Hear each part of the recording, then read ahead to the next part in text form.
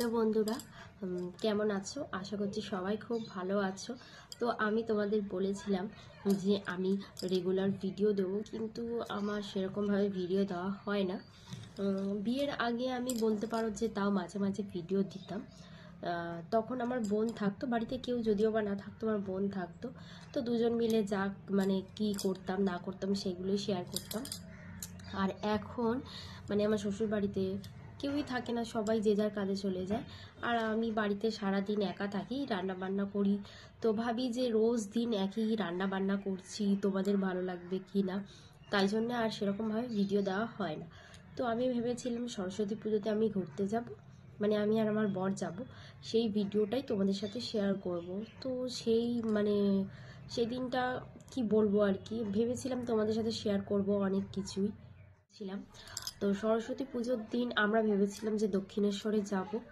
তো তার আগের দিন আমার বরের শরীরটা খুব একটা ভালো ছিল না, শরীরটা খারাপই ছিল। তাও ও বলেছে যে যাবে, মানে জানি না, ওর শরীরটা খুব খারাপ ছিল, ভাবছিল হয়তো যদি আমি ঝগড়া টগড়া করি তো তাই জন্য হয়তো। তো ও আর আমি দক্ষিণেশ্বরে গেছি, সেই দিন ওর খুবই শরীরটা খারাপ ছিল, জ্বর জ্বর ছিল। তো ওইখানে গিয়ে পুজো দিয়েছি, দেওয়ার পর ওর খুবই শরীরটা খারাপ হয়ে যায়। তো তাই জন্য সকাল থেকে তো আমি ভিডিও করিনি, আর ওখানে গিয়েও সেরকম ভিডিও ফটো আমি কিছুই তুলিনি। তো পুজো দিয়েই আমি সঙ্গে সঙ্গে বাড়িতে চলে আসি। বাড়িতে আসার পর ওর খুবই শরীরটা খারাপ হয়ে গেছিলো। ওর শরীরটা ঠিক হতে না হতেই আমার শরীরটা খারাপ হয়ে গেছে। তোমরা অবশ্যই গলার আওয়াজ শুনে বুঝতেই পারছো। তো ভাবলাম বসে আছি কি করব, একটু ভিডিওই করি, তোমাদের সাথে একটু কথা বলি, তাই জন্যেই আর ভিডিওটা করা। আর একটা কথা যেটা বলছিলাম যে ওই বাড়িতে আমার বোন থাকতো, হ্যাঁ দুজন মিলে থাকতাম, তো টাইমটাও কেটে যেত। হ্যাঁ ও স্কুলে যেত অবশ্যই, কিন্তু তার আগে তো বেশিক্ষণ ও আমার সাথেই থাকতো, মানে দুজনা থাকতাম তো।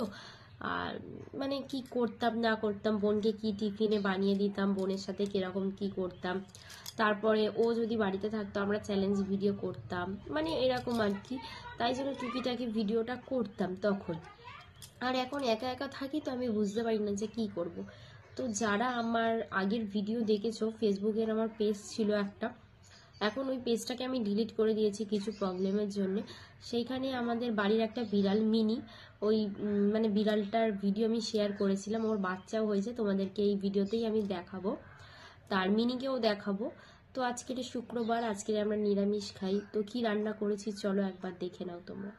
তো এই যে এখানে ভাত, গরম গরম একদম ভাত, আর তার সাথে রয়েছে বড়ার তরকারি। এটার কিন্তু নিরামিষ তরকারি, যেহেতু শুক্রবার, আগেই বলেছি তোমাদেরকে।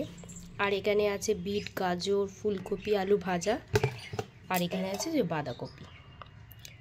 তো আজকের এই মেনুটা তোমাদের কেমন লাগলো কমেন্ট করো। তো তোমরা তো দেখলে কি কি রান্না হয়েছে, আর কেমন কি লাগলো তোমাদের, যদি ভালো লেগে থাকে লাইক কমেন্ট করো। তো চলো তোমাদেরকে মিনিকে দেখাই, দাঁড়াও। তো এই যে ও এখন খাচ্ছে এখানে, আর ও ক্যাট ফুড খেতে ভীষণ পছন্দ করে। এই যে মিনি, দাঁড়াও ব্যাক ক্যামেরা করি। তো এই যে মিনি এখন খাচ্ছে, আর এই যে ওর কিউটি কিউটি বাচ্চাগুলো, খুবই সুন্দর, চারটে দেখো, খুব সুন্দর। আর এই যে আমাদের মিনি মিনি, তো মিনি ক্যাট ফুড খেতে খুবই ভালোবাসে, তো ক্যাট ফুডও খেয়ে নিল, ওকে ওর খাবারটা খাইয়ে দিলাম। আর এই যে ছোট ছোট চারটে বাচ্চা, সরস্বতী পুজোর দিন হয়েছে। তো এদেরকেও কেমন লাগলো কমেন্ট করে বলো।